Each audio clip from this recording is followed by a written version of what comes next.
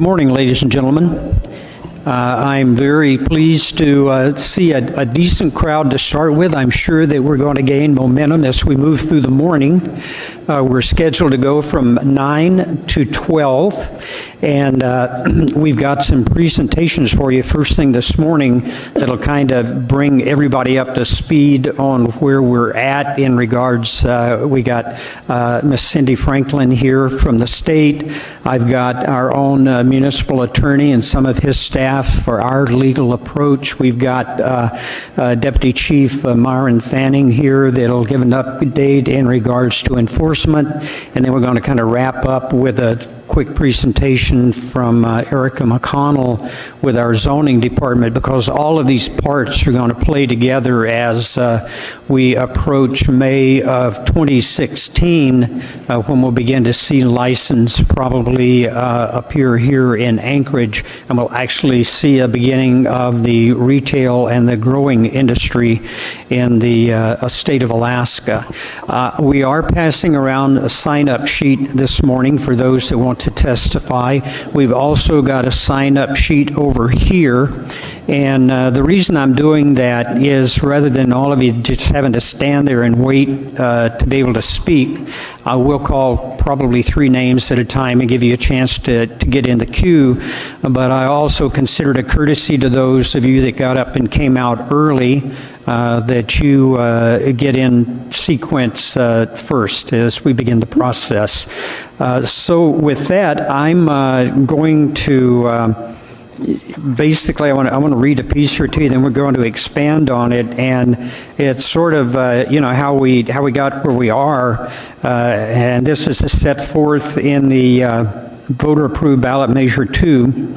On February 24th, 15, personal possession, use, and non-sale transfer of limited amount of marijuana becomes legal. Of course, that date is behind us now. Mid-April 2015, legislative session ends unless there is a special session. This is the deadline for adoption of new state statutes clarifying the new state law as AS 17, Chapter 38, the regulation of marijuana. The legislature will decide whether marijuana regulations will be promulgated and administered by the Alcohol Beverage Control Board as a new marijuana control board. Then in November 24, 2015, it's a deadline for the promulgation of state regulation by the Alcohol Beverage Control Board or a new marijuana control board for registering, licensing businesses that commercially grow, manufacture, distribute, and sell marijuana products. February 24, 2016, the state must begin accepting registration/license applications, and then about May 24th, 2016, the state is obligated to begin issuing. So with that quick background, Ms. Franklin, I am going to turn the floor over to you and give us where we're at statewide. Thank you, Mr. Hall, and good morning. My name is Cynthia Franklin. I'm the director of the Alcoholic Beverage Control Board for the state of Alaska, and I just wanted to give the Assembly and the members of the public who have appeared at your meeting a quick update on what's going on in terms of the board and the plan between now and May of 2016. The governor introduced a bill about a week ago, Senate Bill 60, and that bill provides for the creation of a marijuana control board under a 2-board, 1-agency structure. So what that would mean if the bill passes is that marijuana would be regulated by a board that is similar in composition and size to the Alcoholic Beverage Control Board, a 5-member volunteer board with designated seats for industry, public health, public safety, and rural public members. And that board would be served by our agency. Our agency currently has 10 employees statewide, plus myself, and those employees are licensing and enforcement employees. So they issue alcohol licenses, and then there are officers who enforce Title IV conditions and regulations around commercialized alcohol sales in Alaska. So the agency would serve both boards and enforce and license both substances.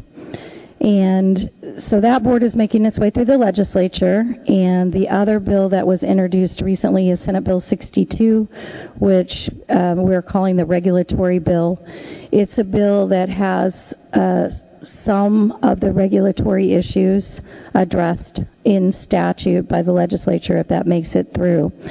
We are asking the legislature to take a very high view of some of those issues and regulations because, as you know, the regulations process in Title 4462 is a very well-known and orderly process that allows quite a bit of time for public input and requires some public notices that mean, from our perspective, many of the smaller issues, the more detailed issues relating to how this industry is going to be regulated, would have more of an opportunity for public input than we sometimes see in Juneau, with so many bills coming out so fast and everyone really having to keep on top of this very short legislative session.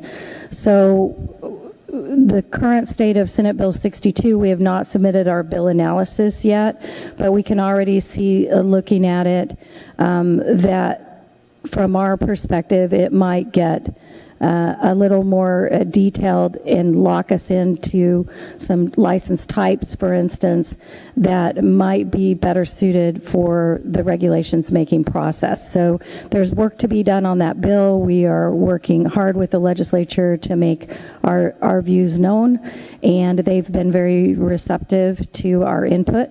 So we have high hopes that when we come out at the end of the legislative session, we'll have good basic structures in place to move forward with regulation. At its February 12th board meeting, the ABC board did express an intent to begin the regulations making process beginning on February 24th when that authority is granted to it, with the understanding that if a marijuana control board is created, they'll have some type of product to hand off to that board. So the ABC board is not in waiting mode in the sense of, if we wait until the marijuana board is created and the positions are filled and that board is ready to be up and running, then much of the time frame set out for the regulations making process would have been eaten up by that waiting period. So that is where we are with those two bills and the ABC board's plan to move forward looking at the regulations. Okay. Thank you. Thank you. Mr. Wheeler.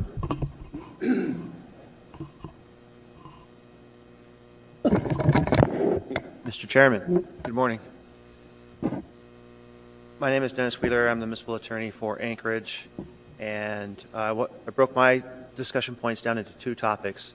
First, we have been working to identify what are, from our perspective, immediate public safety issues that we want to address now before the state finishes its legislative process.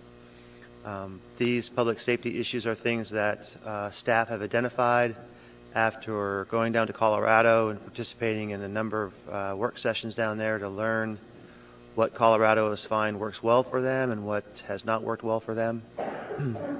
The Assembly has already passed two ordinances dealing with marijuana. The first was to define what is a public place. The initiative, as you may all know, says you cannot consume marijuana in public, but there wasn't a definition for public.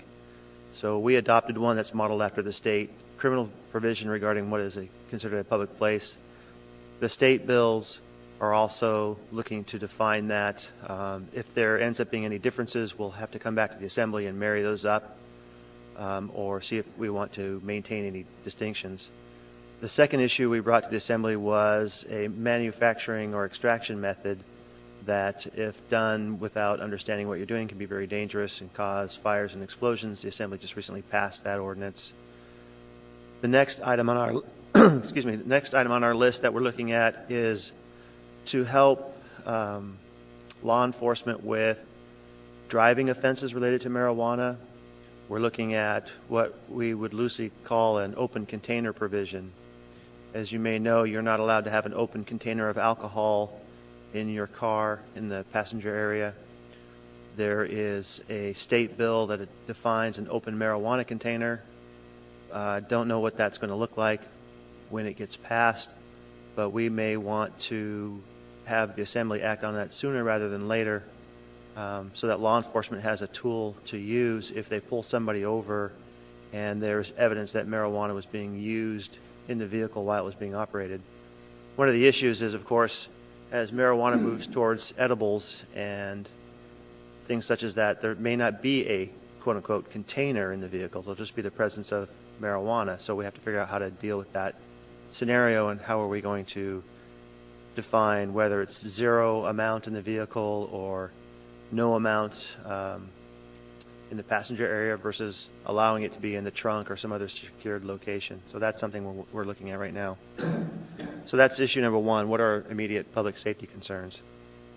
Issue number two is there are a number of state bills that address to what degree local governments will have control over marijuana, particularly on the commercial side in terms of grows, production, and retail sales. House Bill 75 right now appears to be the main vehicle for addressing that issue. The statewide Municipal Attorneys Association is working closely with the sponsor and the sponsor's staff to come up with suggestions on how to shape that. The initiative allows for opt-out, but it also allows municipalities or local governments to have what we call time, manner, and place restrictions. If you think about how we regulate alcohol, there are a number of time, manner, and place restrictions in terms of hours of operation, security measures, mandatory ID checks, packaging of material, where these businesses can be located, how are they approved for those locations, and so on.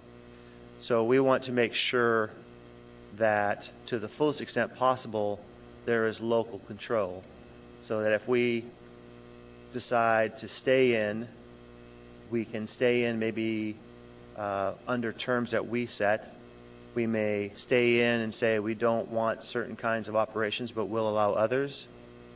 We may want to set controls on who is eligible to own, operate, and participate in these activities.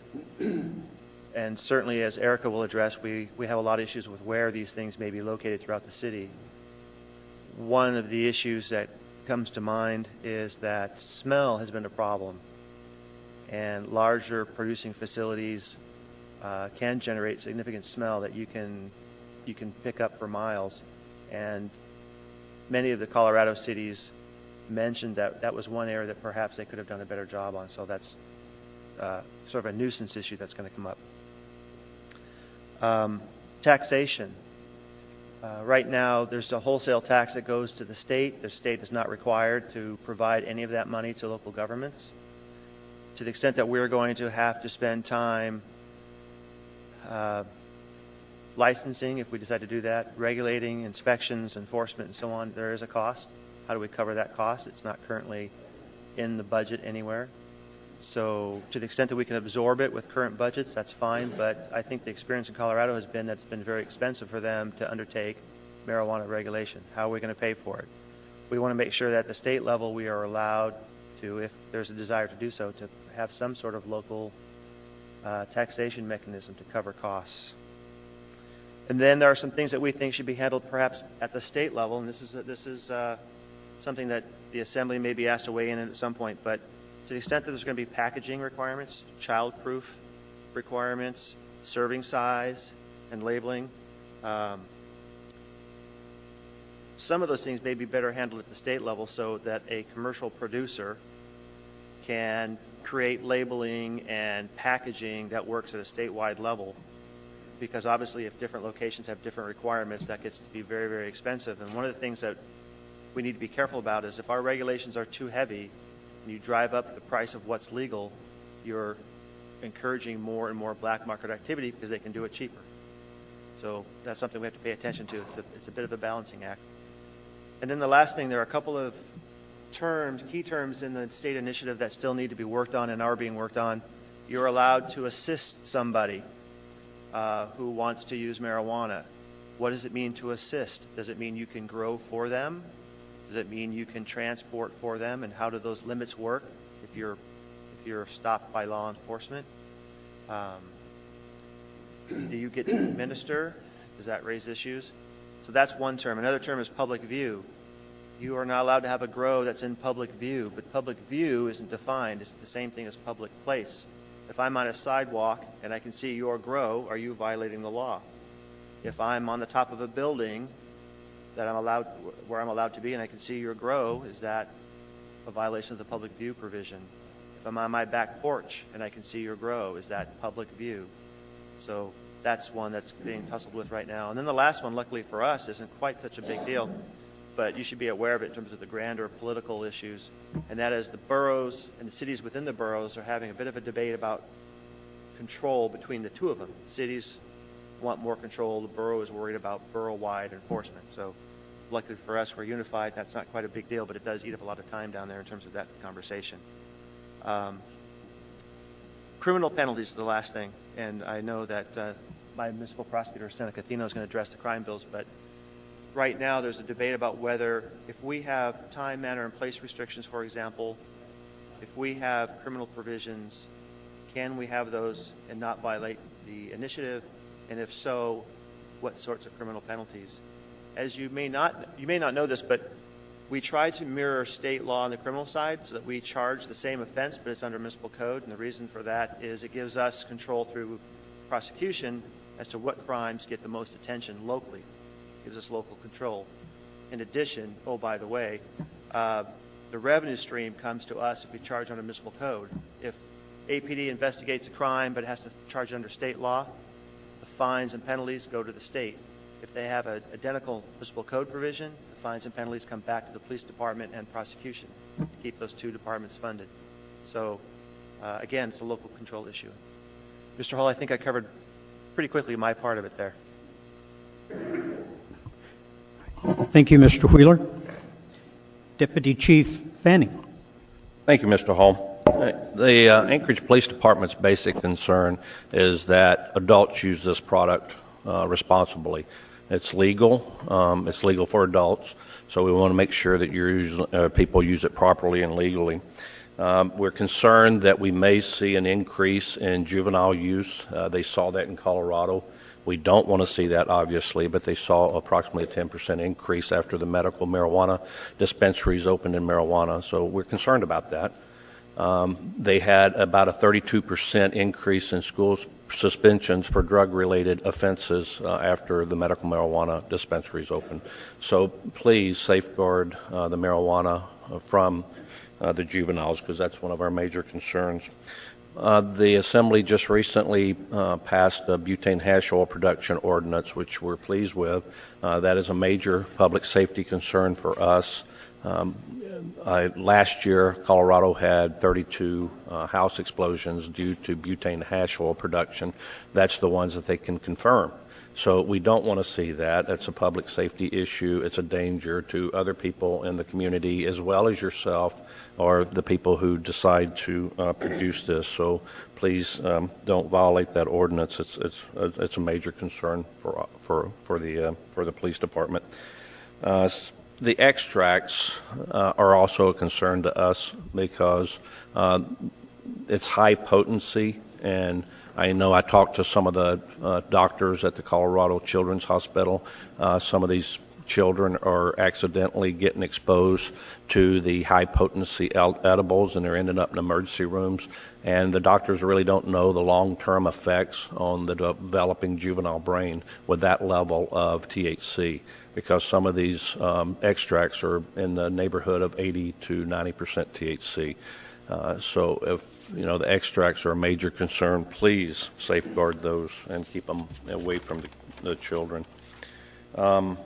We're also concerned, and we hope we don't see an increase in marijuana-related DUIs. So again, just use it. People need to understand they need to use the marijuana responsibly. We we don't know that we'll see an increase in DUIs related to marijuana, but that's another one of our concerns. And then our last concern is just quality of life issues. We've already been dispatched. I know I heard one the other day when I was driving to work about marijuana smell, heavy marijuana smell in an apartment complex. A mother had called in. She was concerned that the marijuana smoke was affecting her kids, and she thought they were getting sick on it. So respect other people's boundaries, respect other people's privacies. We understand it's legal. Just make sure we're using it responsibly. Last thing I like to say is we have a pamphlet here that we've produced with APD, and it's basically what you need to know about what's legal right now, what's illegal right now. I will leave them up here, but please take one before you leave here. It's pretty good information, and we'll continue to educate our public the best we can and update you as these ordinances and laws are passed.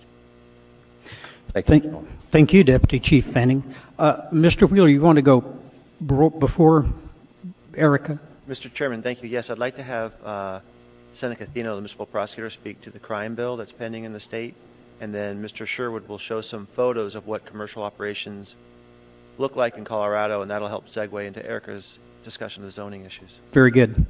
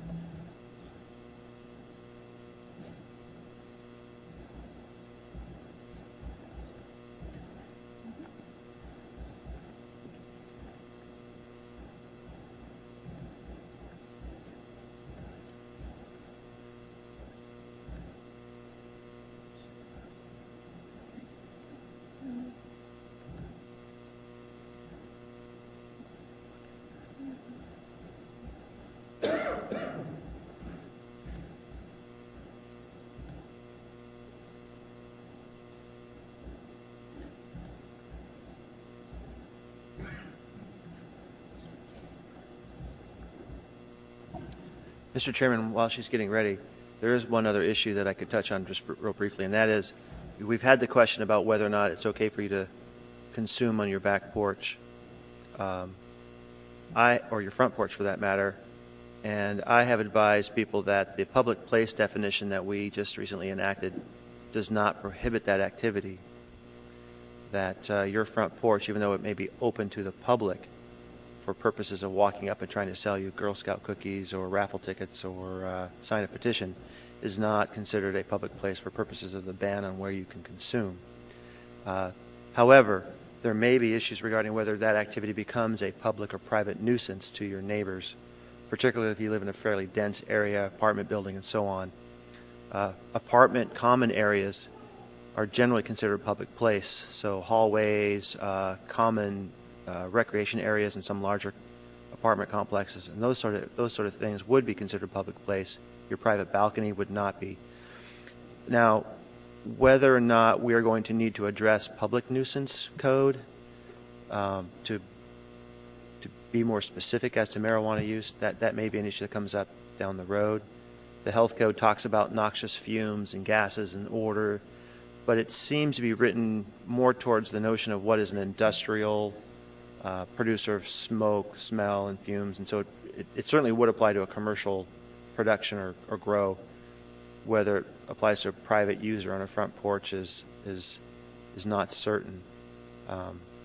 So I'm not encouraging people to flood our health department with nuisance complaints, but if need be, we will address that, or we may have to have them consider a private nuisance or work with their landlord, those sorts of things. So there's some uncertainty there as to how you might handle a situation where your neighbor's habits become a problem for you.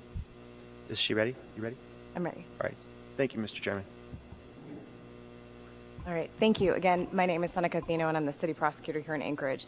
And what I've prepared for you today is just a brief spreadsheet comparing existing marijuana laws. I think it's very easy to get confused about what historically has been illegal or legal, what the initiative did, and then what is currently being considered down in Juneau.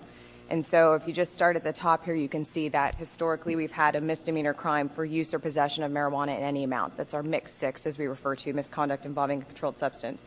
The initiative that passed legalized possession or use of less than an ounce for individuals over 21, and then made it a crime to consume that marijuana in public, and that was a violation at $100 or up to $100.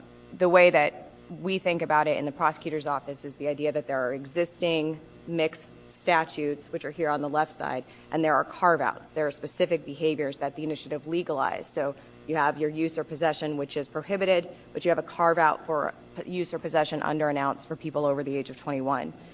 Down in Juneau, the legislature is considering Bill SB 30, which comes up with a whole new list of drug crimes. And when we're talking about use or possession, the 3 or the 4 that are most at play here are listed. And you'll notice that it's possession of greater than an ounce of usable marijuana in public, which is a B misdemeanor crime. There's a violation for possession or use of any amount for individuals under 18, a lesser violation for possession of use of any amount for individuals ages 18 through 20, and then obviously the public consumption prohibition that was in the initiative. So right off the bat, I think the first thing to notice is that there is no limit on possession in that SB 30. There's only a limit on possession in public, and that the crimes for use or possession for individuals under the age of 21 are violations. That's the proposal, $300 if you're under 18 and $100 if you're 19 or 20. Going down the list, it's pretty easy to follow on the left-hand side, the mix 6, 5, and 4. They're distinguishing between possession of a compound or a mixture and manufacturing or delivering. And the idea there is simple possession of marijuana or somebody who is in fact selling or dealing marijuana. And so as the behavior increases in severity, then the crime correspondingly increases. Again, the initiative legalizes a pretty small select group of behavior in terms of manufacturing or delivering. You can give away up to 1 ounce of marijuana or up to 6 plants, and that is weighed by the marijuana alone, non-aggregate amount. And down in Juneau, they're considering, again, some statutes that would cover delivering or transporting in particular amounts. Ms. Franklin, if you can scroll down to the, maybe up to possession of plants. Scroll down, sorry, the other way. So that possession is at the top. Thank you. And so we see here again when we're talking about possession of plants that historically possession greater than 25 plants was a Class C felony. The initiative legalized possession up to 6 plants. The initiative is silent as to possession greater than that. Again, it's silent as to possession of more than an ounce. It's silent as to possession of more than 6 plants. And so from prosecution perspective, those existing misconduct crimes are still in play. The bill down in Juneau is creating different crimes altogether. And again, you can see that they are Class A and Class B misdemeanors based on the volume of plants that you possess. The two I want to especially bring to the Assembly's and the public's attention are the two here: possession within 500 feet of a school or a youth center, or delivering to a person under 19 who is 3 or more years younger than the deliverer. And under existing state law, both of those are felonies. One is a Class B and one is a Class C. And I think it's pretty easy to understand why when we're talking about youth being involved in the drug trade or drug use. It's pretty easy to understand why we've created those as higher categories of offenses. The initiative is silent as to this. It doesn't prohibit or legalize it in one way or the other. It just doesn't reference it. The initiative down in Juneau, SB 30, does not have these prohibitions. They are removed. The proposal is to remove them from code. So there would be no greater penalty for possessing or delivering on school property, and there would be no greater penalty for delivering to somebody who's under the age of 19 as there previously existed. From a prosecution perspective, our concern is that in order to stem off federal interference with this system, we need to make sure that we have strong regulatory systems in place that protect our youth. and protect diversion of marijuana to youth. And so we do have a concern that eliminating these kind of aggravated penalties may take away the deterrent effect for involving our youth in our marijuana system. And then I would note at the bottom, the two references that the SB 30 does have to youth are related to delivering to a person under the age of 21 and delivering to a person ages 18 through 20. And they have capped these at misdemeanor offenses, and they distinguish between an unlicensed seller and a licensed seller. And note, for a licensed seller, there's no specific penalty for delivering to a person under the age of 18. There's a loophole in the bill there. So it's an interesting time from prosecution. There's a lot of ambiguity in terms of what laws currently apply and what's going to happen. We do our best to apply the laws as they exist today, but trying to make sure that whatever laws are passed in the end are very clear to our citizens, so our citizens know what they can and can't do and what is okay and what isn't is incredibly important. Making sure that we're protecting our kids is incredibly important, and then giving law enforcement the tools to be fair and consistent in their enforcement of the laws is essential as well. Thank you. Thank you. Mr. Wheeler? Mr. Chairman, the Senate bill that she referenced is moving very quickly. It pushed out of Senate Judiciary very fast, I'm not sure that's a word, very quickly, and is now with Senate Finance. We sent them 10 proposed amendments to address the issues that she's just described. We hope that some of those, if not all of them, make it into the bill. But if people are interested in what the criminal penalties should be, particularly with respect to youth, they should consider providing written or public comment to Senate Finance. I think they'll have at least one hearing next week, perhaps Thursday, but there's an online schedule. Very good. Thank you, Mr. Wheeler. Ms. Sherwood will show you some photos that pretty well show the commercial side of the business as it currently exists in Colorado. Good morning. I'll be pretty quick here. This is kind of the story of legalization of marijuana and what we found down there. This just shows the path they took. They actually amended their constitution. It started with medical marijuana, and then in 2012, they passed recreational marijuana as a constitutional amendment. The two blocks that mentioned the memos were federal Department of Justice memos that basically said if you have a well-regulated marijuana system, we're not going to interfere with that. And that gave the kind of the political opening to legalize it without concerns about the federal government. This slide just gives an idea of how complex it can be, and this is at the state level, to regulate marijuana. Multiple divisions, multiple agencies are involved. And then in Denver, their taxing scheme, they already have a normal sales tax, which of course we don't have in Anchorage.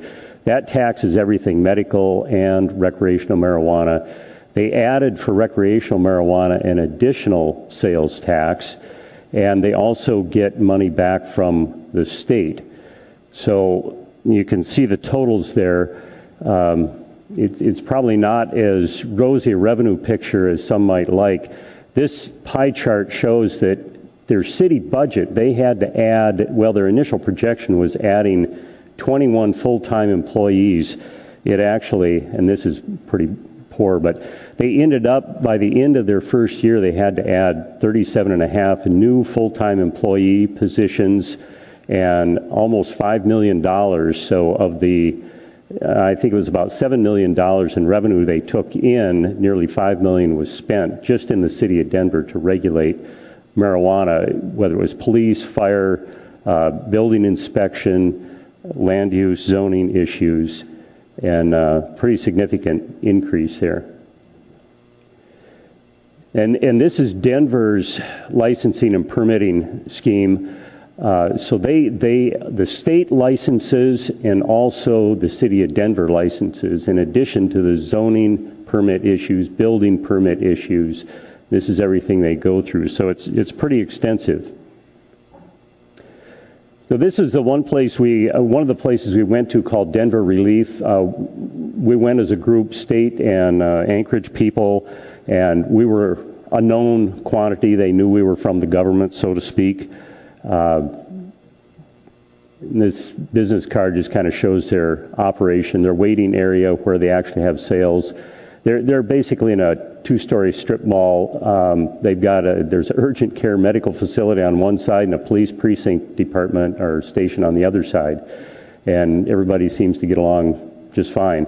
It's highly secure because they deal in so much cash and can't get banking privileges.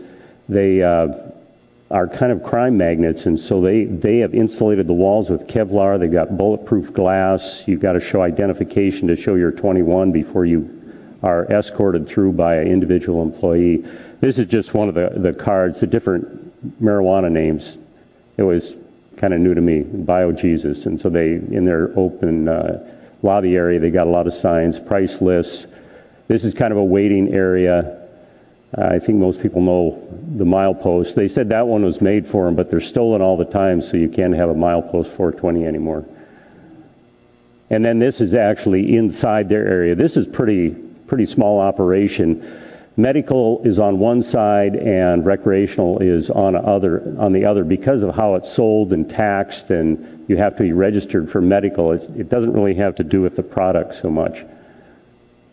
And this company is involved in consulting in other states as well. And then the next morning, they gave us a tour of their warehouse. The big white warehouse, kind of the left fourth, the short portion is what they're in. They're not in the entire building in the middle there.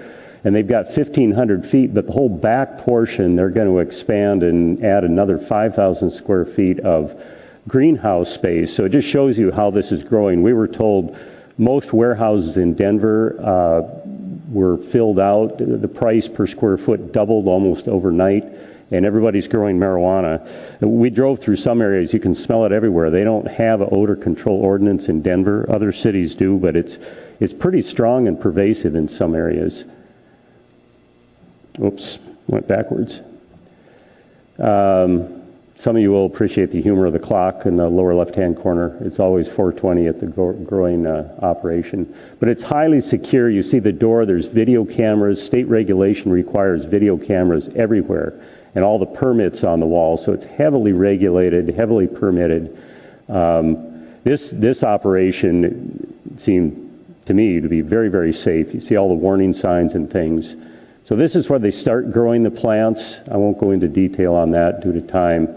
But marijuana seems to be a fussy plant. It takes a lot of care and attention.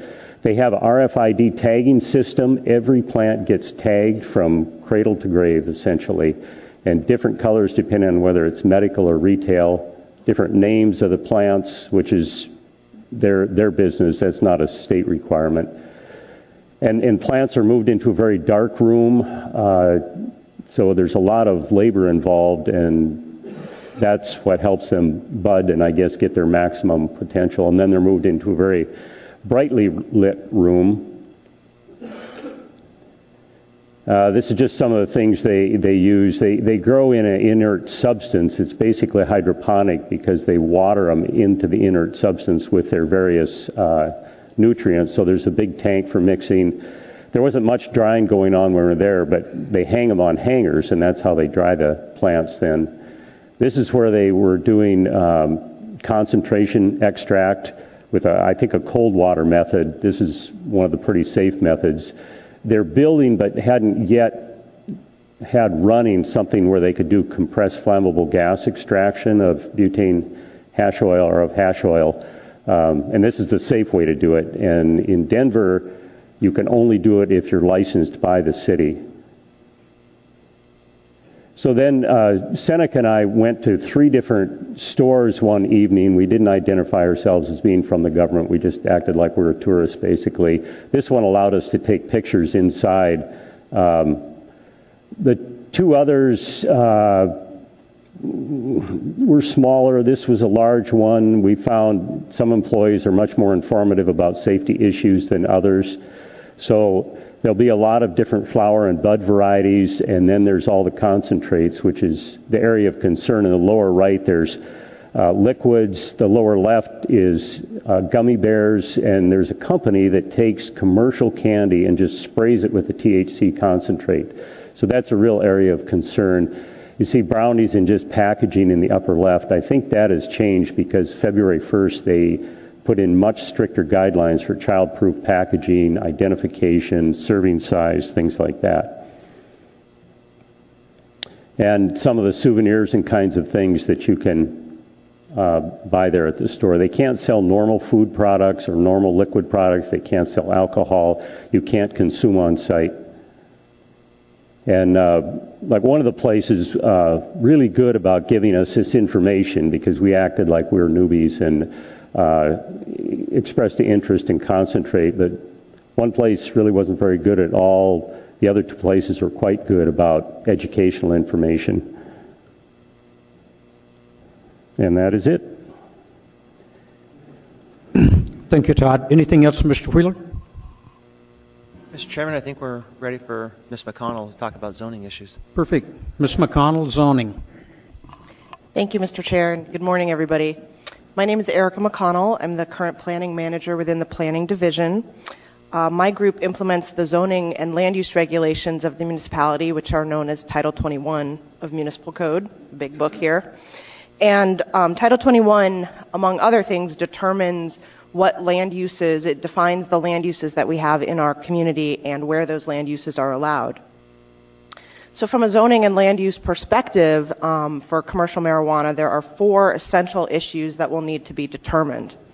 The first of those is what are the land uses involved with commercial marijuana?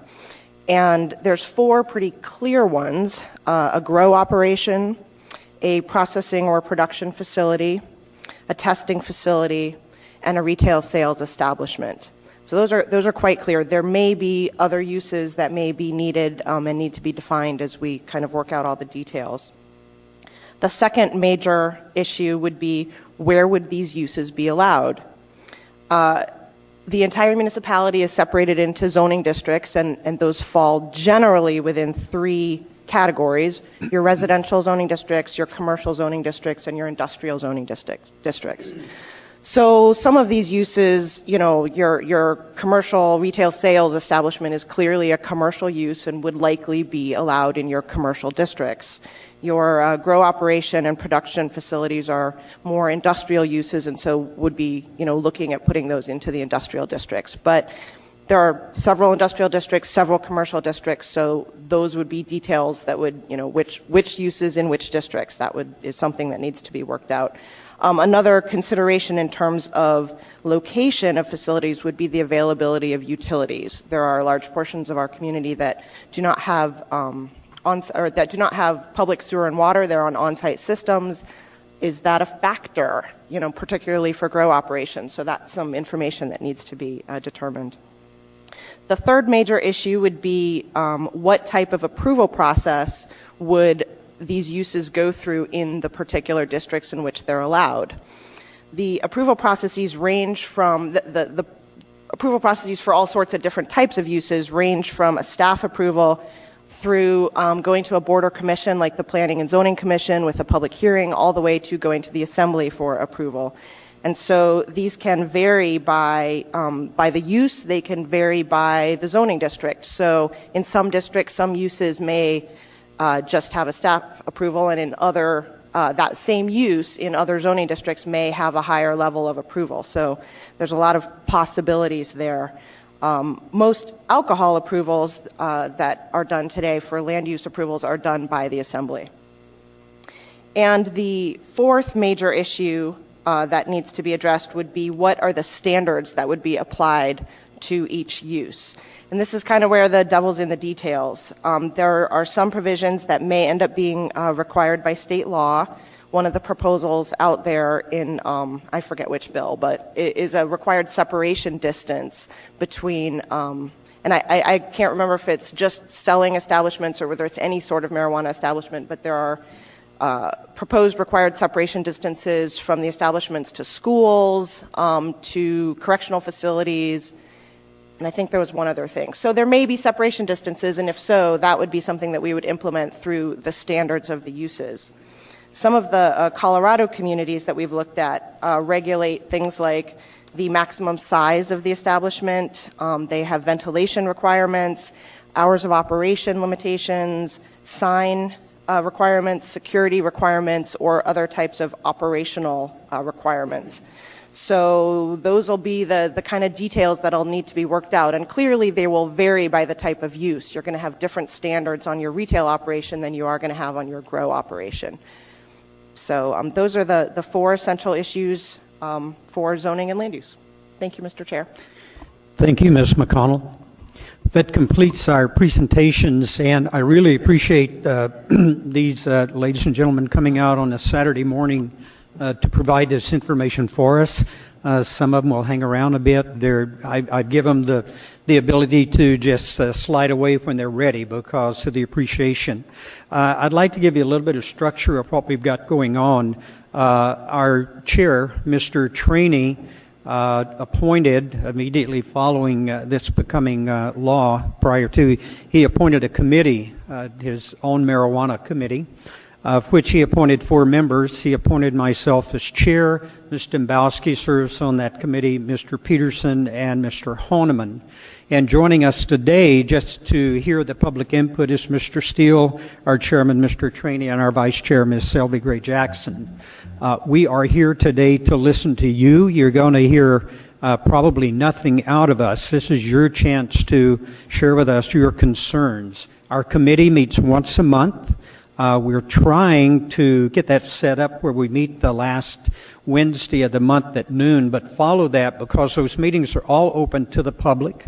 And attending those meetings every month is going to be a representative from our legal department, from law enforcement, as well as from zoning. And when Ms. Franklin has the opportunity, she has offered to join us as well. So you'll be able to hear everything that we're dealing with. And our deputy clerk is Ms. Moser is trying to figure out how to turn those lights back on. Although our security, but at this time, that side of the room being in the dark is okay anyway. We also have planned. We don't have the date scheduled yet, but probably at least 4 more of these town hall meetings. We're going to do them about every 3 months. So we give the public a chance on a Saturday to come in and address concerns and issues that as they follow along as this develops. Our intention is not to create barriers, but to be able to make sure that on the date in May when we begin to receive licenses, this is going to be a little different. We've got, there's 1,700 liquor licenses in the state. We have no idea what the number is going to be on marijuana license, but what we do know is there's a real possibility that beginning in May of 2016, our clerk's office could be inundated with applications for conditional use permits. And when those come in, then we've got the process of sending that through our community councils to get feedback from them.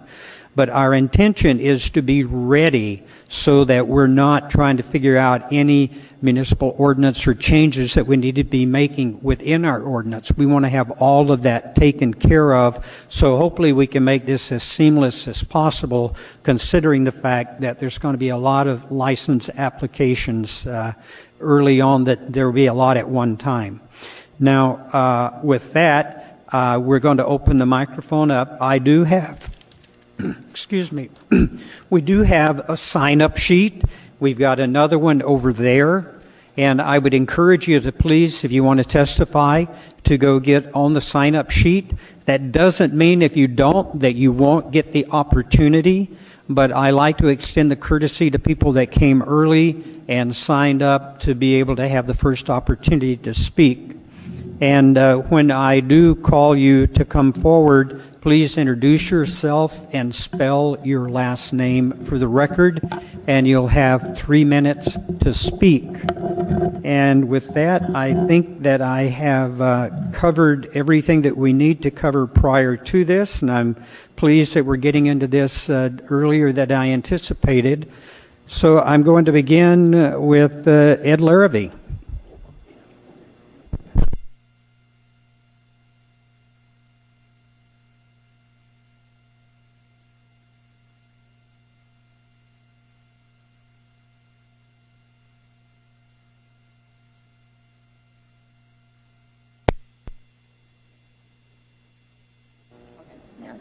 Okay, well, I spelt my name.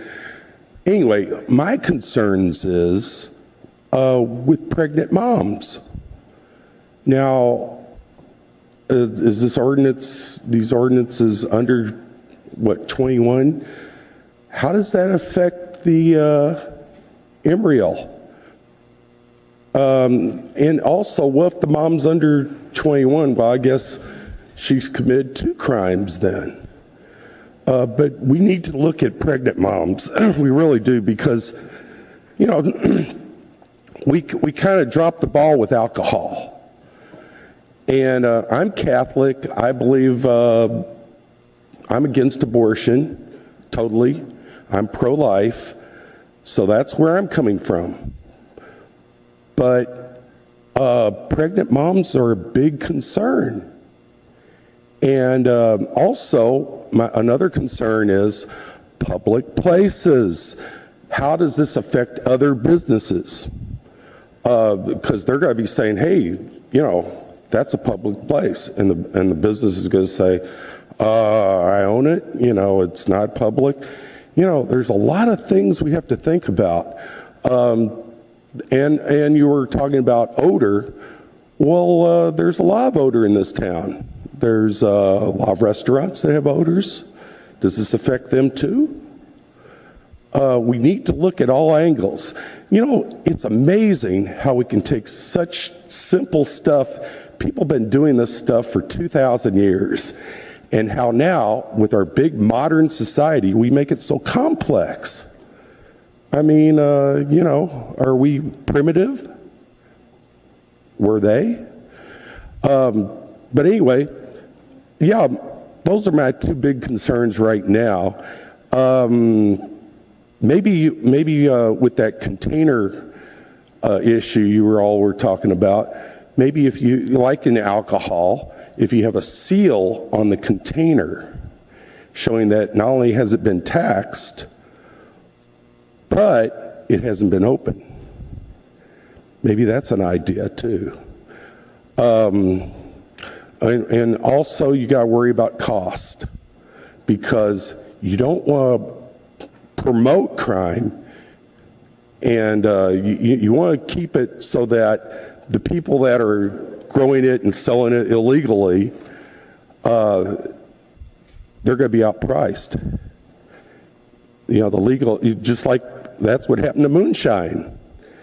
You know, it's cheaper to buy it in a liquor store than it is to buy it from a moonshiner. And poof, no more moonshine. Well, anyway, my time's up. Thank you all for yours, and have a good day. Thank you. Linda Ronan?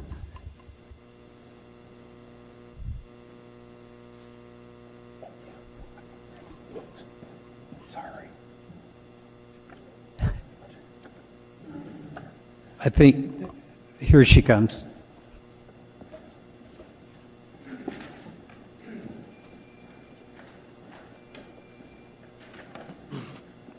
Hello, thank you for being here today. My name's Linda Ronan, Linda Ronan.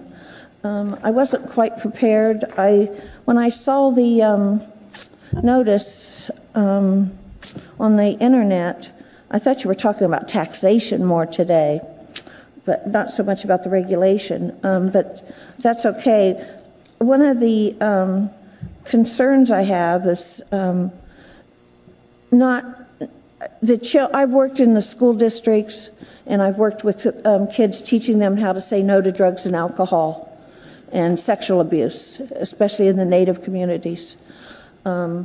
This isn't about kids. None of us want kids to be able to do this thing, and the laws should be already set of what you're doing. If you give a kid alcohol or drugs, you know, we shouldn't have to be changing much of that stuff. Nobody should be doing that. That was one of my concerns. We have the template with the alcohol board, but smoking is a little bit different because it's cigarettes. Cigarettes cause cancer, but they're allowed to be smoked in a park. People smoke cigarettes in a park. You know, if people's having a little party or something, they're gathering. So I don't understand why we wouldn't be allowed to smoke some pot as long as it's outside in the air. It's not going to affect anyone that's around, really. So I'm concerned about what you're going to be calling public places. Apartment buildings, if it's in somebody's own apartment, I think that's their apartment. And owners of property, we're paying our taxes. I want to sit on my front porch. I should be allowed to. I'm paying taxes for that. The other thing I'm concerned about is how anyone can regulate something that they've never been familiar with. So I don't know how many of you have really, maybe you may have tried pot when you were young or something, or I didn't start till I was 30 years old. I grew up in the 60s. I was very sheltered. Alcohol is the worst. I believe cigarettes is the first gate to drug way. Cigarettes, then alcohol, and then if someone's abusive, they're going to go on to other things. But I don't know how you're going to regulate something that you know nothing about. So if you haven't done it and used it for 30 years like myself, or 40 for 50 years, how are you going to know how it affects people? Saying the smoke in Colorado, I think cultivations where they're large, they should have. My husband, we have a environmental company, air monitoring. Those kind of smells. You're not going to get high by driving by. I guarantee it. You're not. So those kind of things. I would like to see some experts on panels or committees to help you guys understand what this is really about. Those are just some of my concerns. Like I say, I wasn't really prepared to talk about that, but I thought it was going to be taxation, and I think the taxation is a good thing. Thank you. Thank you. Adele Orvis. My name is Adele Davis. Could I defer to others for a little bit? Okay. Jessica Jorvison.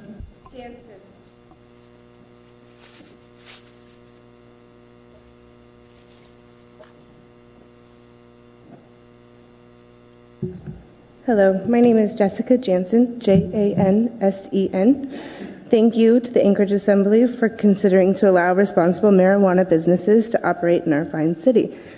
I am sure the people of Anchorage will appreciate not having to purchase cannabis from the black market and instead being able to purchase legal cannabis from a responsible tax-paying business owner. As for the emergency ordinance adopted on Tuesday, creating a ban of homemade concentrates or extracts using any solvent except for vegetable glycerin.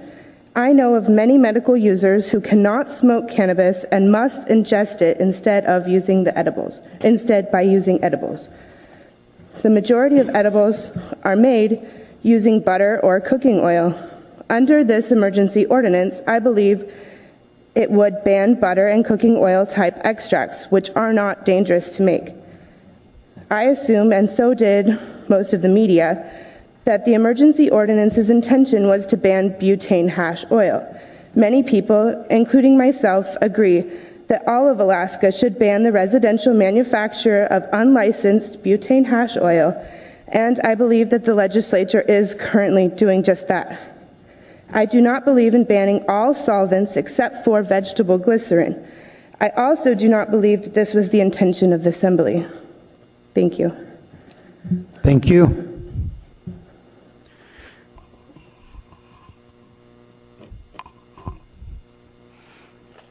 I'll get my list here in just a moment.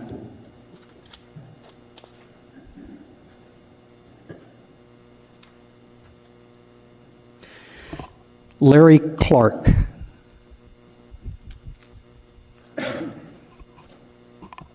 Good morning. Good morning, sir. How are you? My name is Larry Clark, C-L-A-R-K.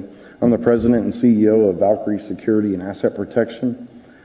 Some of the issues that have previously been mentioned in regards to the legalization of cannabis that my company may be able to help with are providing security and secure transport. and secure storage of the financial gains from the licensed dispensaries. We'll be offering secure transport from licensed cultivation to licensed dispensary. And as Colorado has seen an enormous growth in the cannabis market, with little to no way of monitoring all the transactions, we hope to be a liaison between the licensed cannabis business, law enforcement, and the Alcohol Beverage Commission or Marijuana Enforcement Division, giving them real-time data in our transports. Our officers will be maintaining weights of the transports as well as counts of the accurate monies that are going to be stored in our secure facility. My officers will have chain of custody records that will be signed for by the business owner as well as the transport officer. Those records will be open to Enforcement Division at any time. All right. We hope that providing the different array of services that we offer with security, surveillance, transport, and armed officers in transport, as well as on location, that this will help alleviate some of the burden of the state. So, and I'll leave some cards so that anybody needs to have any questions, they can contact me at any time. Perfect. Right? Thank you. Sir. I've got a Mark Malagori. Malagori. Okay. Malagodi. And that is my name, Mark Malagodi. Good morning. Good morning. Malagodi. And well, three things. One, with the rural villages, some of the rural villages having operations, I wonder how it's going to be worked that the testing occurs, since it's pretty unlikely that like a testing facility would be able to be operational in Nome. I wonder, it's going to have to be shipped probably to Anchorage or some larger city where there actually is a testing facility. So I think that the eventual law should take into account some mechanism for having things, having the cannabis go from a small community, be tested, and be able to be sold to the small community where the consumers are. That's my first point. Second one is that I think there should be licenses permitted for producers and growers before the retailers. One of the things that happened in Washington was that they did not do that.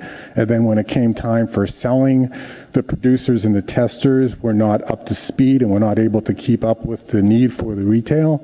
So I think it would be a good idea to have the growers, producers, and testers to be licensed before the retail. I think that would go to your point of there being a tremendous need for licenses in May of 2016. If you take care of some of it beforehand, there would be none available to the public, no retail available to the public once those licenses are done, and then the retail licenses are done at a later time. The third point that I would like to make is maybe look at having only licenses given to companies that don't have aren't subsidiaries of outside companies. So the base company, the ownership of the company has to be within Alaska. Those are the 3 points I'd like to make. Thank you. Thank you for coming out this morning. Bruce Schulte.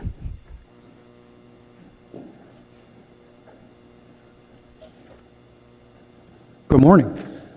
Good morning. My name is Bruce Schulte, S-C-H-U-L-T-E. I'm with the Coalition for Responsible Cannabis Legislation. Thank you all for coming here today. I'll be very, very brief. I have nothing to complain about. I just wanted to point out two things that I noted from the presentations this morning. The gentleman from the District Attorney's Office, I apologize, I forgot your name. He pointed out a couple things that he noticed in his trip to Colorado that I just wanted to touch on.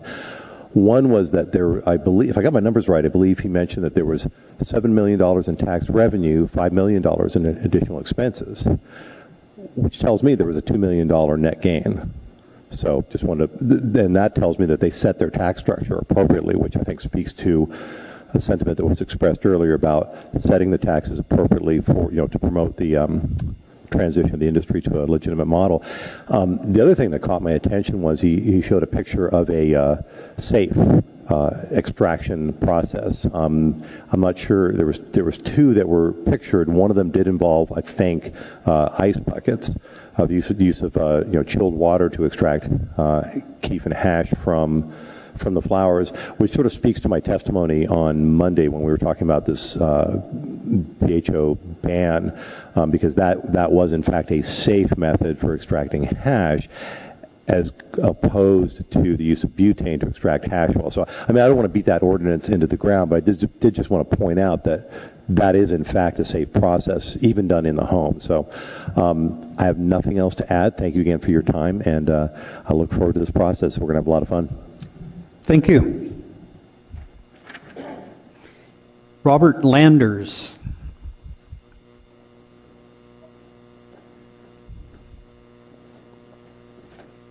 Good morning. Good morning. My name is Robert Landers, Landers. I'm all for an odor control ordinance for Anchorage. Keep it, keep the odor down and keep everyone happy so no one's complaining about it. I'd also like to see there be some kind of square footage versus a number of plants type of thing. Some people have different growing techniques. You can get more efficient growing operations with larger numbers of smaller plants. I'd also like to see a local hire provision written into some kind of local manufacturing law so that it keeps the money here for our Alaska economy. And I'm a personal medical user myself, and I think the number limit's kind of ridiculous. If you get 10 feminized seeds, in order to flower those, you're going to want to take 2 clones of each probably to keep them alive. That puts you at a total of 30. So just for, discovery purposes to see if something does work for your condition or not, you could really easily be over the limit. So I'd just like to see that be raised some, because, it is kind of hard to find strains that work for different people. Thank you. Thank you. Okay, that completes my sign-up list. I know that you all came out here today because you've got concerns and things that are on your mind about this, and please feel free to come to the microphone and share it with us. We're here to gather information, and it's going to be imperative that we hear from you so that we can write the legislation that you're looking for in this community. Good morning, sir. Good morning. My name is Nick Miller, Miller. I had a couple concerns. We keep talking about the May 16th licensing dates, and we're talking about Title 21 and permitting. That can be a pretty onerous process. And if we wait until licenses are issued before we start getting conditional use permits for facilities, you could be looking at another 60 to 120 days before a facility could actually open its door. So I don't know if there's going to be some Title 21 working sessions where if someone's applying for licenses and believes, under some certain terms that they're going to get a permit, that the conditional use permit should be able to be issued prior to that time. And I had one more comment as well about the attorney's name. I'm sorry, I can't remember his name either. Mr. Sherwood. Mr. Sherwood. He said that they did bring in $7 million in tax revenue with a $2 million gain, but there were also 32 full-time jobs also hired. So we're not looking at that as, putting people to work in good-paying jobs. So that's my comments. Thank you. Yeah. Appreciate it. Anyone else? Please don't tell me I got up this early in the morning to come and nobody wants to chat with us. This is really an open mic, and don't be at all nervous about coming forward. Good morning, sir. Good morning. My name's Jim Stevens, Stevens, and I'm not here to offer any testimony about the issue at hand, but I would like to point out that there are some Boy Scouts in the audience who are here to witness debate and the creation of laws as part of their citizenship in the community merit badge. I just want to let you know and how much we appreciate being able to witness this sort of debate as new laws are created. Thank you. Thank you. I think you make a very good point. I got a chance to chat with one of the young men this morning right after I got out here. This has to do with his citizen's badge. And I pointed out that he really is witnessing history. This happened once before in our country when we went from prohibition to legalizing alcohol. And this is really no other type of a process than what was dealt with by this country at that time. So thanks for coming, guys. Mr. Chairman, Yes, ma'am. in honor of Mr. Honeman, who's not with us this morning, he always makes the Boy Scouts come up and tell us their name and what troop they're with. Could we get them to introduce themselves to us today?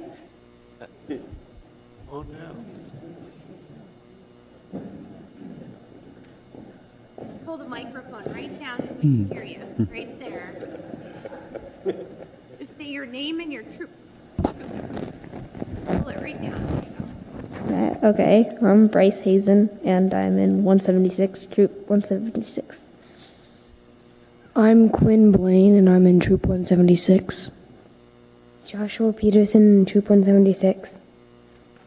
Thanks for coming, guys. Take your time.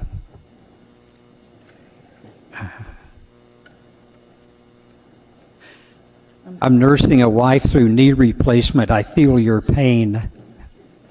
She slipped on a banana peel. It's true. Yep, that's absolutely correct. Of course, not here in Anchorage. We take better care of our streets and parking lots than some other places. First, I want to thank these young men for coming down and look forward to seeing you guys be leaders in the future by learning to act so today. It's very encouraging. Thank you. Thank you for being here this morning. My name is Adele Davis, Adele Davis. I want to remind people to keep forefront in your mind as you go down and visit these places like Denver and Colorado and Washington. We're not like them. They have millions of people in their population, and they're tourists. So therefore, their need for all these big, huge, conglomerate manufacturing facilities, we're never going to need that here. I mean, what are we, a fourth of that, a third of that population? So I don't think that we're going to have to worry as much about the smell situation because we are much more spread out. Our population is not as big. We're not as dense in our industrial areas being right on top of each other. I hope that we will maintain strict laws on people who sell and do business with cannabis, people that are under 21. I'm not going to say why. Those who know me know why, for obvious reasons. People that are willing to sell to people that are under 21 are obviously not in the best interest of those children and or our community. So they need to face the stiffest of penalties. But that's just my personal experience, most likely speaking. Two, I want to say that unlike Colorado and Washington, we don't have a medical cannabis industry here for you guys to draw experience and knowledge from someone. You say that you're going to put 2 people on the cannabis board that come from the cannabis industry here in Alaska. Well, guys, there is no cannabis industry, so where are these ghostly people going to come from? I also agree that majority ownership in cannabis businesses here in Alaska should benefit Alaskans, and that a residency here, and maybe this is just me, but I feel at least 5 years that you've got a stake in Alaska. You've got a stake in the community, that you're not just coming here to get a business going or renting an apartment and then leaving. And the third thing I'd like you guys to consider, the testing facility. Maybe because we're such a smaller state and it costs so much to set that up, I mean, just the equipment is $250,000, and to cut down the possibility of conflict of interest and possibly also create some revenue, maybe the state or the muni should think about owning a testing facility. And any of those profits may be being put towards our permanent fund so that every household in Alaska benefits from the up-and-coming cannabis industry, whether they use it or not. put it into the public fund. And that way it would take away the stigma of maybe somebody owning a testing facility and owning a cultivation or owning a test facility and owning a dispensary, and keep more of the money here in Alaska. I mean, we have that big new crime lab right over there that was just built that is perfectly capable of doing these tests. And, you know, me, myself, you know, I know a lot of people say, oh, don't get more government involved, but I'd rather see the government being responsible for the testing here in Alaska. And then we know that you guys can provide safe and secure transport from villages or from Juneau or from Wasilla or from Kenai to a central place for it to be tested, as long as a reasonable timeline was kept, and that way everybody can benefit. Thank you. Thank you. Anyone else?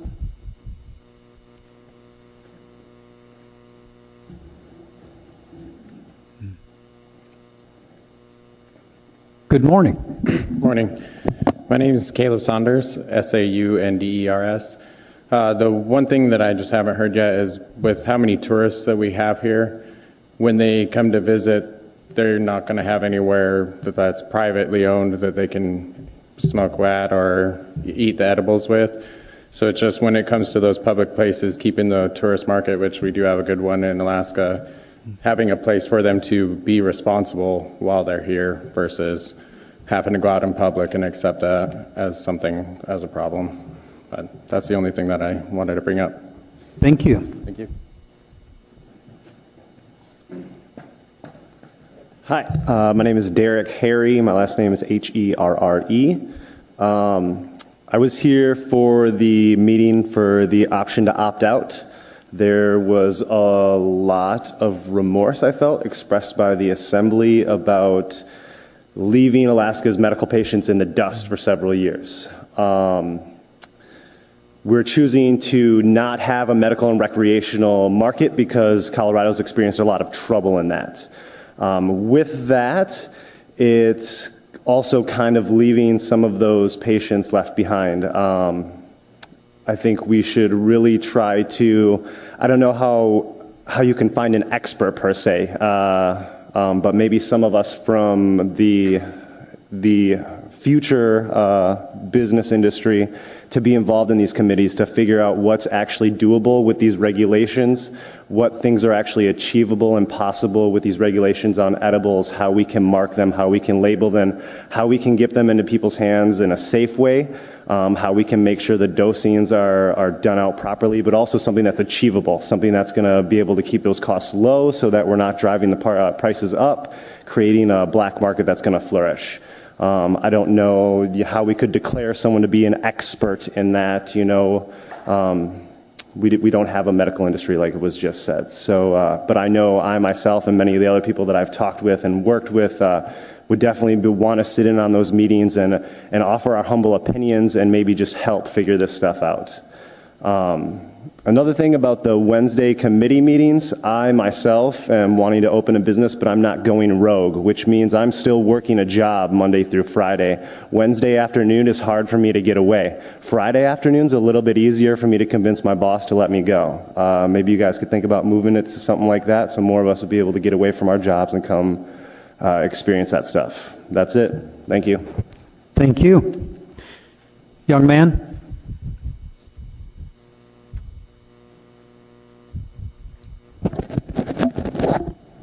Well, I already said my name, Bryce Hazen, Hazen. And one of my concerns is during the presentation, I saw gummy bears with marijuana or something like that. And I'm scared that that's going to attract kids and candies that look like, I don't know, orange or something. It's one thing for adults, but it might attract kids and gummy bears. Kids might think that it's regular gummy bears, take it, and then there's going to be some problems with that. Thanks. Thank you. Folks, see how easy that is?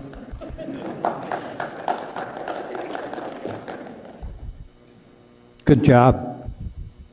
Good morning. Hi, Good morning.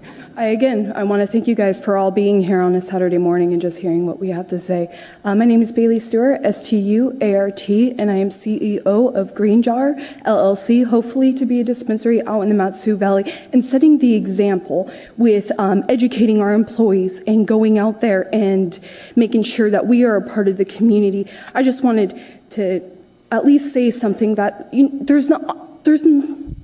the dispensaries that have been shown in Washington and Colorado, yes, some of their employees were educated, and yes, some of them weren't. But we have to make that change up here by making sure that us as owners are going out and educating these employees. I also want to say the same thing about educating our children. My daughter came with me because this is a historical moment in at least Alaska and the rest of the world. And I homeschool her, and I really wanted her to see that example of how laws and ordinances are made and the time that it takes to make these ordinances. As for the candies and things like that, there's been plenty of studies saying that adults consume more candy than children. We love our candy. We also enjoy alcohol, which also, I don't know if some of you have seen in some of the beer and wine stores, there's donut alcohol. There's things like that that could be appealing to children. But why do children not consume these? Because their parents educated them. Because that is a change that we as parents and growing society need to make for our children. And I just wanted to state that. And again, I thank you for your time. Thank you. Anyone else?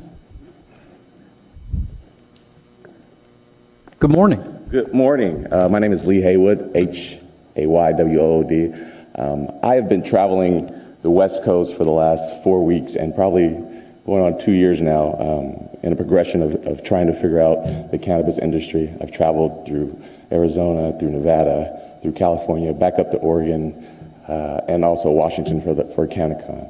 I've met with a ton of industry leaders talking about taxation, talking about how Alaska can kind of represent for Alaskans in itself and kind of some of the pitfalls that some of the other states have taken on.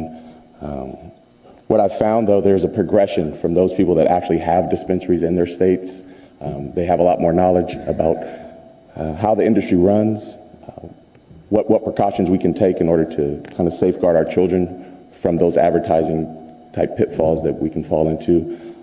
What I'm here to do today is offer my services up to any of the assembly, to anybody that's willing to listen from kind of my travels and what I've taken away from those travels. I only have 3 minutes, so I wanted to offer that service in private or my cards, those things that. You have a card? Yeah, absolutely, absolutely. And Mr. Clark, I'm still waiting for your card too. So just wanted to put that out there. If there's somebody on the assembly that needs some more guidance, I have tons of contacts, tons of networking information, tons of brokerage information, and I'm ready to help our city and our state develop these laws. Okay, Mr. Peterson. Thank you, Mr. Chairman. And I think we've spoke Mr. Peterson a couple of times on the phone. we do have committee meetings, and maybe if it's okay with the chairman, maybe we could get you lined up to make a presentation to our committee. Absolutely, absolutely. You're very welcome. And also, if people would like to attend our committee meetings but can't, the meetings are recorded, and you can go to the Muni website and do a search and listen to what happened at the committee meetings if you aren't able to be there. Well, one last point I wanted to make about taxation, especially for the cities. What I found is that they've been taxing from seed to sale, from the farmers to the growers to the retail, and there keeps being more and more taxation. So they're finding a lot of problems, especially those folks in Washington, that they're being taxed up to 80% in some cases, and that's making the black market kind of thrive. So those are some of the issues that we need to really look at so that we can actually make the law what it's supposed to be. So thank you. I have a quick question. Thank you. Yes, Ms. Dombrowski. Have you seen in any of your travels, I was talking to someone who was commenting on some collusion type of issues between security companies or testing companies and retailers. Have you seen any of those issues in your travels? I haven't seen so much collusion as there are tons of people that are trying to enter this industry. And we have to understand that this industry has come from a black market industry. And so trying to encourage those people to come out of the dark and be full-fledged businessmen and businesswomen out here is a little bit hard because there is that stigma that's still attached to it. And that goes with educating more and more people, to break that fear down and kind of humanize this for what it actually is. When I initially did this, it was all about medical for me. But as I've grown to kind of see, I've seen that there's benefits that can be shared for everyone if we regulate it correctly. And the reason I ask is because I actually know somebody who owns a retail distribution place in the lower 48. Where at? In Colorado, I believe. He's a former Anchorage firefighter who's retired. Okay. So he used to work with my husband. But one of the interesting things that they're talking about is they thought that if you owned a security company or one of the other companies, you shouldn't be able to also own one of, like if you're a security company that provides security, you shouldn't be able to own maybe a distribution network. Well, I don't think that would be a conflict. I think that would be a benefit. Well, that's why I'm asking, because I don't really understand what I'll get back with him and figure out what he thought the real problem was. But to me, it's interesting to hear, because I really don't know a lot about this industry. Well, I'm ready to sit down with you, Amy. Thanks. Yes.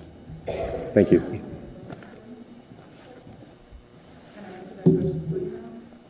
She can answer the question for you. Adele. The question you just asked, Amy? Yes. She can answer it. Yes, what their concern is kind of like the similarity in what I brought up about testing. If let's say, this young lady here, we're going to call her Debbie. Debbie owns the cultivation center, and then Debbie also owns the testing facility. Well, obviously, it's going to be in her best interest to make her numbers look greater. Right. And in a security company, part of what they're going to be doing is making sure that the correct amounts that are being transported from one place to another location, that you guys are being given the correct information as to what amount is being picked up here, what amount is being dropped off there. So that you know how much is where and who's responsible for it. Well, let's say Debbie has the cultivation, but she also owns a security company. Well, maybe she might want the number up or down. So that's what they're concerned with. Thank you. Anyone else?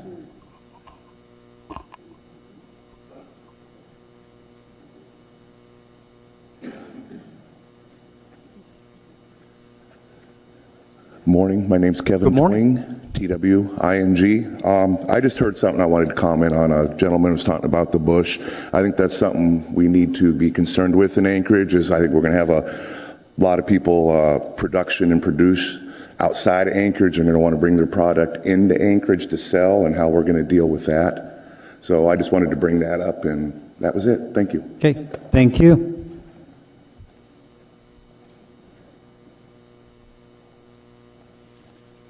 Good morning. Good morning. Thank you, everybody, for being here. Really appreciate it.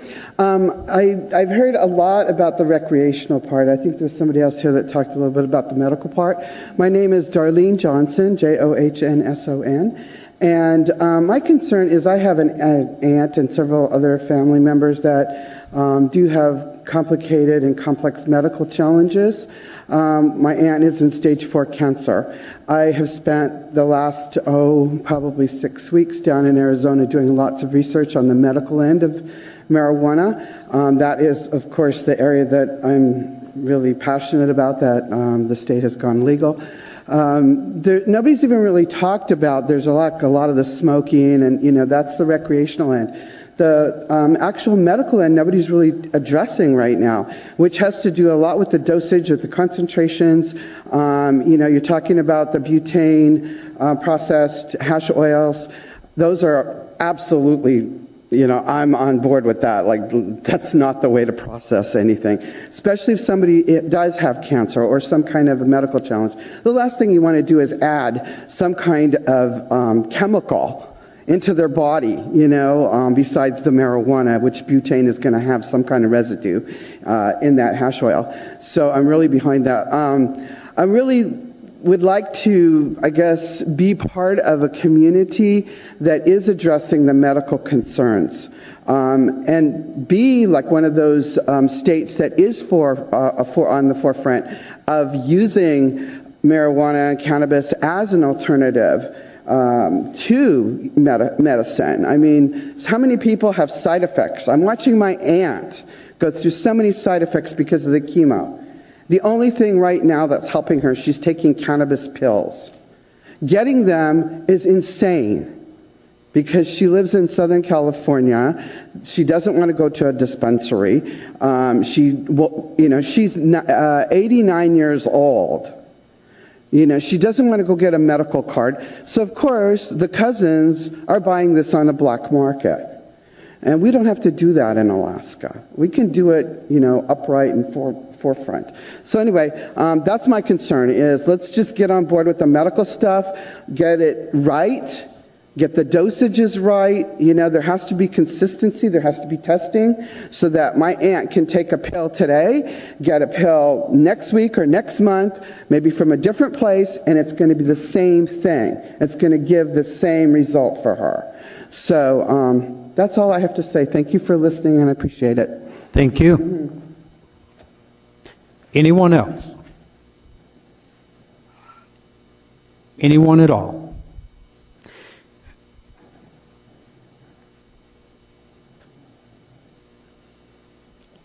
Good morning, Miss Hanley. Good morning. Whoops. Good morning. My name is Alice Hanley.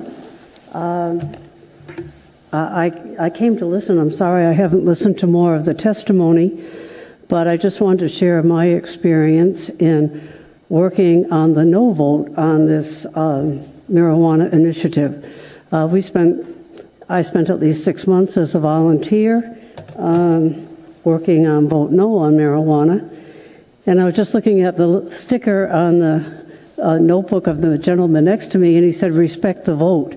And I recognize we do have to respect the vote. There's no question about that. We do have to follow the ballot initiative language, and there's no question about that. But my experience in working on the no vote was many people indicated they were going to vote yes because they wanted to decriminalize marijuana. And I think the ballot initiative certainly does that. Then there was another small portion of people who legitimately were using medical marijuana, and they were going to vote yes because they wanted a good, legitimate supply where they could purchase medical marijuana. Having said that, I think the people who want the pot shops and the smoking lounges, I would suggest that perhaps they are not 50%. I think the people who want to decriminalize, the people who voted no, the people medical marijuana. But when people come to you and suggest that you're not doing the will of the voter, when you're not allowing successful businesses, when you're not allowing advertising, when you're not allowing edibles, I think those are not the majority of the people who voted for this. I think the majority, the will of those who wanted to decriminalize, didn't want young people in jail. We heard that over and over, even though we recognized those people were just given a citation, and we couldn't really convince people that young people weren't going to jail, but many people voted yes because they didn't want that to happen. We accomplished that. We respect that, and we respect the initiative. But as time goes on, and I know you're waiting for regulations and you're waiting to see what the state does, I guess my request would be it's not our responsibility that those who want the commercialization have successful business. It's not our responsibility to have the pot shops that Colorado has, where they have more places to buy marijuana than they have to buy Starbucks. So I just ask you to kind of do respect the vote, but recognize that I think the majority of people weren't those who wanted this complete commercialization of marijuana and all that goes with it. So as people plead with you for advertising, for successful business, for the fact that we have to have, edibles, or we have to have all of these boutiques, I would just ask you to follow the language of the initiative and recognize that it's not your responsibility that these people have successful businesses selling marijuana. So I think that was all I wanted to share with you, and I thank you for taking the time to listen to the input this morning. Thank you. Anyone else? Please come on up.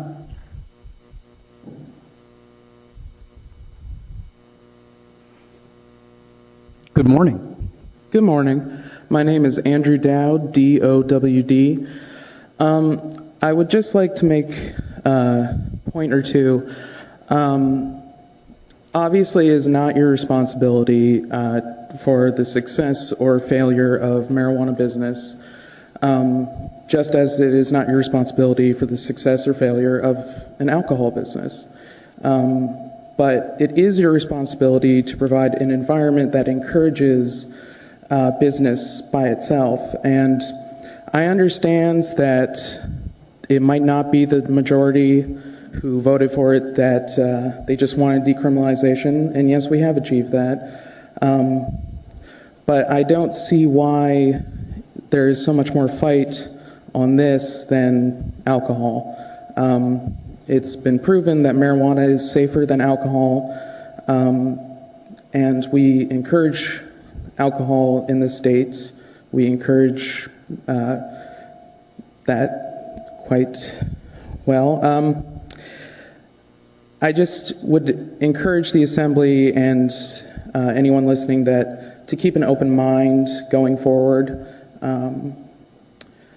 because marijuana has had a lot of stigma around it, a lot of disinformation, which is only now being, the veil is only now being lifted on it.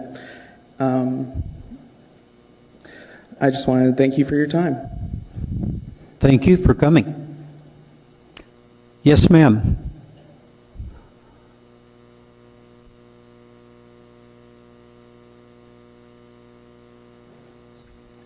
Good morning. Good morning. Good morning. My name is Faye Harold, H-E-R-O-L-D. And I would just like to say that I think it would be a grievous error for any of us to consider what somebody might have thought when they cast a yes vote. The ballot initiative was very clear. We had many public forums, and the language of that initiative was reiterated and reiterated a million times in this community. And I think to imply that registered voters and citizens of our state were unclear on what they were voting on and unclear on what they wanted the ultimate outcome to be would be very presumptuous. And I think at this point that we are looking at industry moving forward. To classify it in any different way than any other industry that is in the country and moving forward legally in many areas would be a mistake on our part. Alaska has been, shall we say, internationally known for our product for decades. I was born in this community before it was a state, and the fact that marijuana has been here and thriving for 40, 50 years is not a secret to anybody anywhere on our planet. We've been written about in magazines. This is not something new to our community or our area, and I would like to think that we've progressed in time enough to know that many responsible, professional, licensed citizens of this community voted for this initiative, and they hope that our elected assembly follows through for us. Thank you very much. Thank you. May I say one more thing, please? Faye that just spoke, I know her personally. She's a nurse, a retired nurse.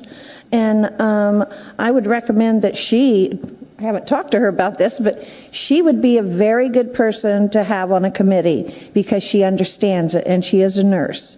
And I also would like to remind you that this vote got more than anything else in this last election. Good morning.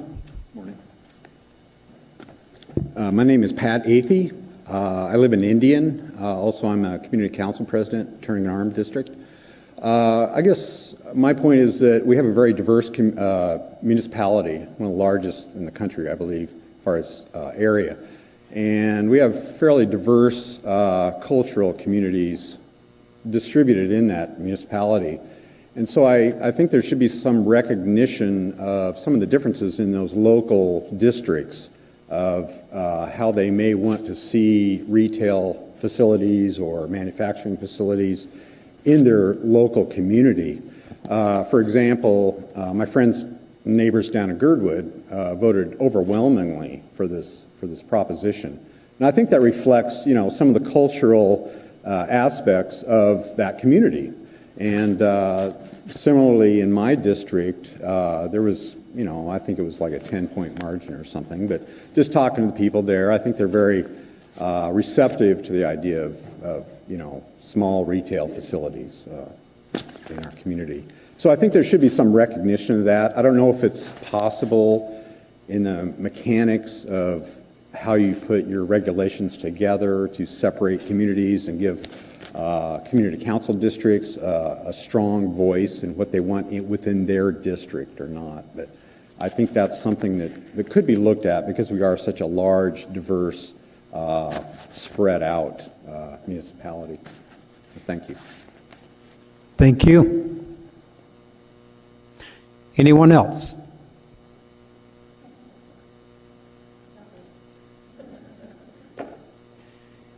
Anyone at all? Comments from any assembly members? Oh, good morning. Good morning. Hello, my name is Christopher Sutliff, Sutliff. It's an honor to be here at this historic moment as we welcome a new freedom into our society. I'm super stoked on that. There we go. I have three primary concerns. The first is that we maintain focus towards drafting legislation and regulation that allows for the ease of responsible access and use. We have voted for this, as people have said. The goal here forward should be to encourage the responsible use of this substance and to make that possible. That means constructing barriers where necessary and eliminating barriers where they are not necessary. So we need the best way to reduce the black market and to make sure that we have responsible access is by keeping everything above board and by making it doable. The other two things I'm interested in are on-site commercial consumption of marijuana substances. I just would like to know how we are going to determine the regulation of that and whether or not marijuana will be saleable with alcohol and who determines that and how. So those are some topics that I think need to be addressed. Thank you. Thank you. Ms. Gray-Jackson. Thank you, Mr. Chairman. First, I'd like to thank everyone in the audience for taking the time out this early in the morning to come and testify before the committee. And I also would like to thank the municipal staff for their presentations. They were really great presentations. And I want to thank our chairman for establishing this committee, and I also want to thank the committee for taking on this responsibility because it is a very, very complex issue. So I thank you for your time and effort. And one last thing, I want to put a shout out to the Boy Scouts for being here. It's really great to see you this early. Believe me, it's early for me too. But I want to, one of you mentioned, your team leader or whatever it's called, you mentioned that the young men want to see the assembly debate, but I just want to let you know that this is a town hall meeting and there's no legislation before us to debate, so you're going to have to come back. But we'd be really happy to see you back here. Thank you. Thank you, Mr. Chairman. Yes. Mr. Trainee. Mr. Chairman, Mr. Holman just contacted me. Unfortunately, he got called into work. Otherwise, he would have been here. So he just wanted to let you know that he couldn't be here because he had to work. But it was into work, not the principal's office. Mr. Steele. I don't have any comment. I just want to thank everybody for coming out. This is a work in progress, and I appreciate the different viewpoints and the different testimony. There are a number of things that are food for thought. So thank you. Thank you. Mr. Peterson. Thank you, Mr. Chairman, and I also want to thank everyone for taking time out of their weekend to come and give us some of their thoughts and some feedback on the process of legalization and how we're doing and what direction we're headed so far. Keep track of when our marijuana committee meetings are, and if you have input, I'll try to make the meetings. If you can't, you can always send us information via email through the clerk's office, And this is going to be an ongoing process. It's sort of a moving target, so to speak. And so we'll be watching what's happening in Juneau as well as you will be. And so hopefully we'll be able to get this done correctly the first time. Thank you. Ms. Dembowski. Thank you, Mr. Chairman. I really don't have a lot of comments. You know, I listen intently because as most of you probably aren't shocked, I don't know a lot about this substance. But it's been an educational experience, and it's been one that, you know, I know if we're going to do it, I think we need to do it smart, and I think it needs to be done with collaboration and not with an iron fist. So, you know, I'm here to listen. I'm here to learn. I'm going to be firm but fair. I will always do that. And where you see my weakness, educate me, teach me. You know, I'm not afraid to listen. So I think this will be an interesting experiment. And I've seen, I myself this week, I was sharing with someone earlier, let's see, it must have been Tuesday night. I was bringing my daughter home, and we stopped off at a local mini mart here. And I looked over and I saw a gentleman with his pipe, and yes, I did recognize it, take a couple hits and then drive away. You're always going to have those knuckleheads. And the question is, you know, if I saw somebody going like this with whiskey, taking a few swigs and drive away, a lot of us would have a problem with that. So I think in order for this industry to get off at the right foot, I think the campaign, the Yes campaign, has done a very good job of internally policing its own supporters, and I think that message has to keep resonating through our community. When you have people that you know are being irresponsible, as Ms. Davis says, whether it's selling to the youth or whether it's doing something in an unsafe way that reflects poorly upon your industry, I think it's most effective when you self-police. So, like I said, we can't judge one person or an entire industry on the behavior of one person. But those are things we don't want to see prevalent. We saw what Colorado went through when this first came out. So we need to do it smart. We need to do it collaboratively together. And we're not going to agree on everything. I can promise you that. But as long as we're talking to each other and we both have the same end goal of making sure our community is well taken care of and this is done in a safe and responsible manner, I think that's the goal we're all striving for. So thank you, Mr. Chair. Thank you. My only closing comment would be the fact that I've heard everything that was said to us today. What I will look at doing is possibly accommodating some meetings that would occur later in the day. We're challenged. Our staff all gets off at 5 o'clock, so we try to schedule all our committee meetings during times that we don't have to incur overtime. But what we might be able to do is do a meeting from 4 to 5 in some afternoons rather than at noon. And some of you possibly could get off early long enough to make a meeting at 4 and not have to return to work for the day. So I'll certainly look at accommodating that in scheduling.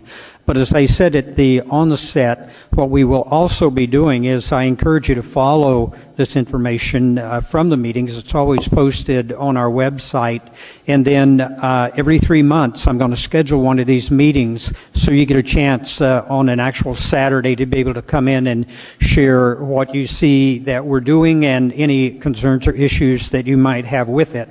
And the goal of this committee and the body as a whole is going to do what we've been charged with doing, and that is to make it safe, accountable, and responsible.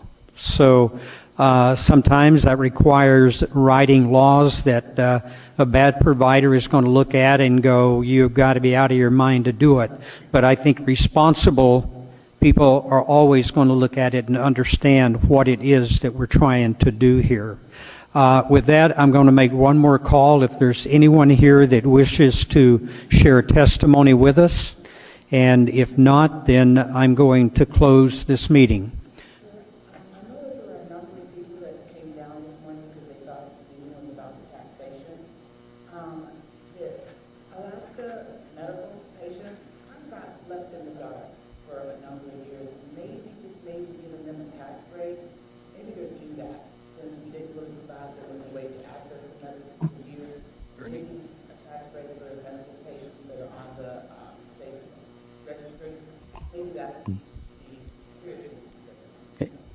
Mr. Trini? Ma'am, you've got a good point. What you might want to do is be here for the state legislature's meeting that's going to happen, I think, at 1 to 4, because they're the ones that are writing the laws relative to this. And the state comes down to the city. We'll be dealing with our portion, but the state's got to do it first. So what I would urge you to do is come back and a little bit later today and talk to the state legislature. They're going to be here in session, the Anchorage caucus. Gives you good time to talk to all your legislators from Anchorage. That's not something that can be done like we don't pay the purchase tax here like we do out in the valley? Well, the state has a first bite at it, so I would really suggest you talk to the state legislature, ma'am. I just want to make sure you've got the opportunity. And flying to Juneau is not what everybody wants to do. They're coming up here today. They'll have a captive audience, so I'd talk to them. What time of day is that? 1 It'd be to 1 to 4. 4 o'clock. 1 to 4. Right here. Right here. Yes, sir. Do you wish to testify?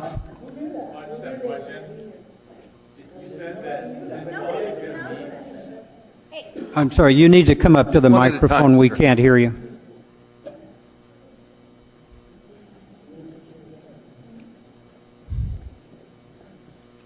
I'm sorry, I just had a question. You said this body's going to meet every 3 months, is that right? We're going to hold a town hall meeting every 3 months, just like this one. Just like this one? Yeah, so we'll give lots of public notice, heads up, and you'll be able to come participate through that, as well as you're more than welcome to attend the committee meetings that happen every month. Every month, okay. Okay. Yeah, I was just wondering if there was maybe a way for, everyone here is very interested in this issue. It's very complex. Obviously, we can't touch on every issue in a meeting like this today.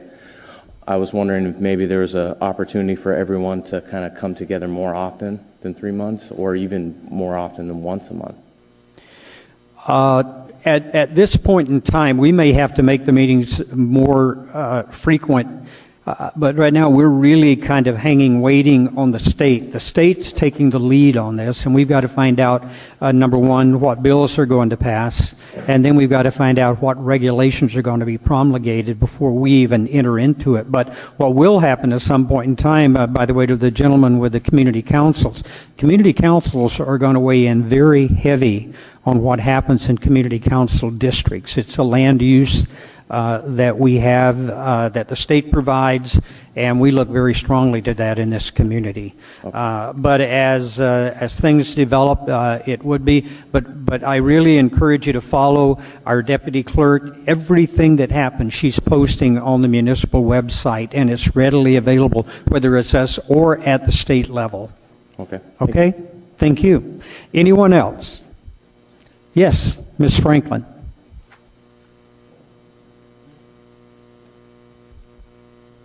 Mr. Hall, I'll also just remind everyone here that there is a public input form that can be signed up for on the ABC Board website. And if you enter your email in that form, you'll get notifications when we update our frequently asked questions or provide any additional information about marijuana regulation. And then you'll get an email when it comes time for the public input period for the regulations promulgation that you discussed. Thank you. Mr. Schulte? Mr. Hall, if I may just address this afternoon's town hall meeting, the constituent meeting. For those who don't know, this is a bipartisan town hall from all the Anchorage area legislators, state and House reps that can make it.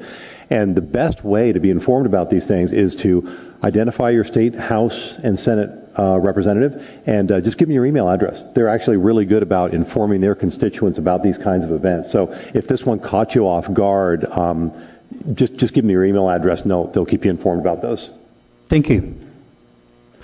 With that, if there is no one else, I'm going to adjourn the meeting, and we'll give you a public notice of the next one. Thank you very much for coming.